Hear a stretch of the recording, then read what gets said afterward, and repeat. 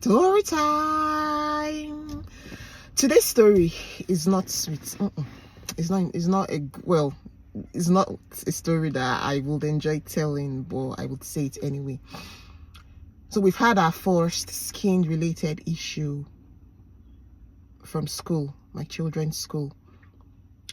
So before we went on the last 2 weeks break, on the last day of school, when my son came home, my middle son, so of course I ask them every day, how was school? Tell me about your day. So he said, oh, someone at school said he was poop. He looks like poop because of his skin color. So I'm like, context is everything. So I said, what happened? Is it your friend? Were you guys playing? What led to that kind of conversation? And he said no, that yes, they were playing, but out of nowhere the boy just said, oh, Giovanni, you look like poo because of your skin color, because your skin is dark and you look like poo. So I was taken aback, and I asked him, I said, how did you feel when he said it? Did you think he was joking? He said no, he felt bad, that he did not think it was funny. So I said, okay, it's the first time this is happening, so just be careful around him. If this happens again, you need to let me know. I didn't think it was enough to raise it with the school just yet. Maybe that was my error, right? Anyway, and it was the last day of school. So last week they went back to school, and I got a call from the school's principal, head teacher, the principal.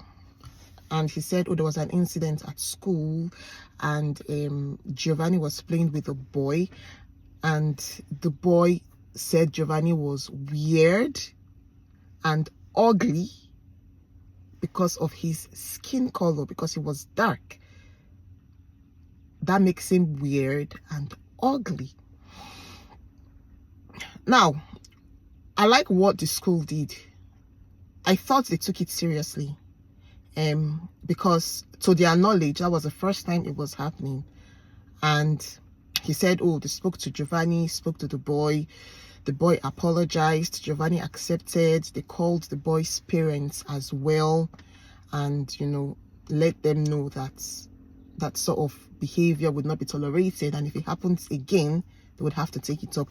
So from the aspect of the school, I was happy with the way the school handled it. I mean, whether you like it or not, we are in another man's land, thanks to our great country, Nigeria, and its leaders. That's a story for another day. Otherwise, but in any case, we find ourselves in another man's land. So sometimes these things happen. I mean, even on the flip side, we have blacks that also do the same thing. So I'm not here to pass the blame or take sides with anybody, sorry.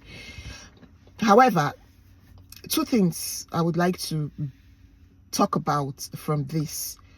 How much do you speak to your children when they come back from school? So after school that day, when I picked Giovanni up, I was on pickup duties that day. I picked him up. I waited for him to say something. As usual, how was your day? Tell me about your day. He said everything, but he didn't talk about that aspect. And I said, was there anything that happened today, Giovanni, that upsets you? And he said, yes. This person called me and said this to me, and I was not happy about it. So you see, the only point where I could actually get him to tell me what happened, that was when I said, did anything happen at school that upset you, or did anything happen at school that made you extremely happy today? And he told me, it's important. How much do we speak to our children? How much do we talk to them about school, about things that go on when they come back from school? Nicole almost put a block on me when I started doing this, because she would tell me, oh, it was fine. I'm like, fine, that's not enough. I need more details. What happened? Okay, what was the happiest thing that happened? What did you like the most at school today? Leading questions. What was the thing that made you extremely happy today? Did someone do something in school that got you very happy, or did someone do something in school that made you a bit sad? Did anything happen in school that you felt just sidelined? Just leading questions, things that will make them open up more and speak more. I know we are all busy. It's the time and age that we find ourselves in. To make ends meet, most of us cannot just sit at home.